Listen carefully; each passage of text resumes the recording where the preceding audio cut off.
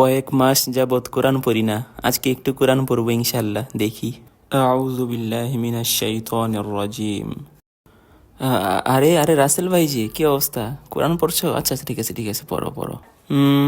কোন পর্যন্ত যেন পড়লাম, কোন পর্যন্ত পড়লাম মনে পড়ছে না। কোন পর্যন্ত পড়লাম, ইস ভুলে গেছি। দেখ আবার শুরু করি। আউযু বিল্লাহি মিনাশ শাইতানির। এই অসময় আবার ফোন করলো কে? Hello, Rasel speaking.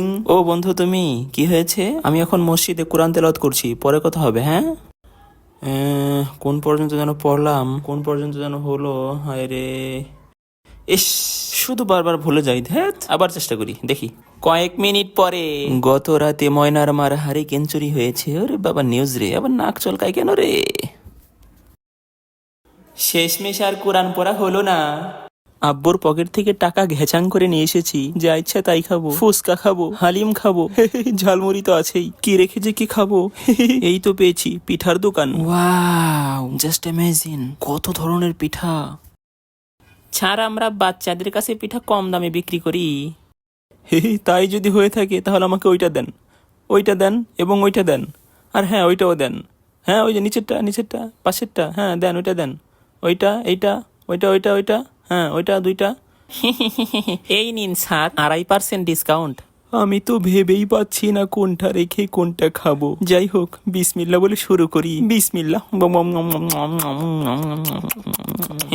বন্ধুরা, কয়েক মিনিট পরে। পেটের যে কি অবস্থা হয়েছে, পেট তো একেবারে ঢোলের মতো হয়ে গিয়েছে। কি আজান হয়ে যাচ্ছে, আমি তো নামাজ পড়তে যাবো, কিন্তু এরকম পেট থাকলে যাবো কিভাবে? সবাই দাঁড়িয়ে কাতার সোজা করি। এটা হলো আমার স্বাদের চশমা। চশমা, তুমি কিছুক্ষণ এখানে রেস্ট নাও, ওকে? আল্লাহু আকবার। রাসেলকে বলেছিলাম আমার পাশে দাঁড়াবি, কিন্তু বোকাটা কোথায় যে দাঁড়িয়েছে কোথাও তো দেখতে পাচ্ছি না। আরে ব্যাস, ওই তো রাসেল। এই রাসেল, এই যাবি না? আয়, আমরা পিছনে দৌড়াদৌড়ি করবো। আয় আয়। মানে এই সময়? আচ্ছা ঠিক আছে, চল, আমিও যাবো, চল। আচ্ছা আমি গেলাম, তুই আয়।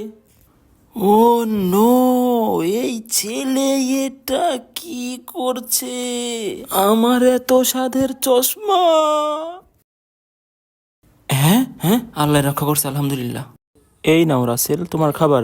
রে, এই খাবার আমি একা একা খাবো না, এই খাবার আমি সবাইকে বিলিয়ে দেবো। আজকেই আমি রোজা রেখেছি, ইফতার মনে হয় রাস্তায় করতে হবে, হাঁটতেও পারি না।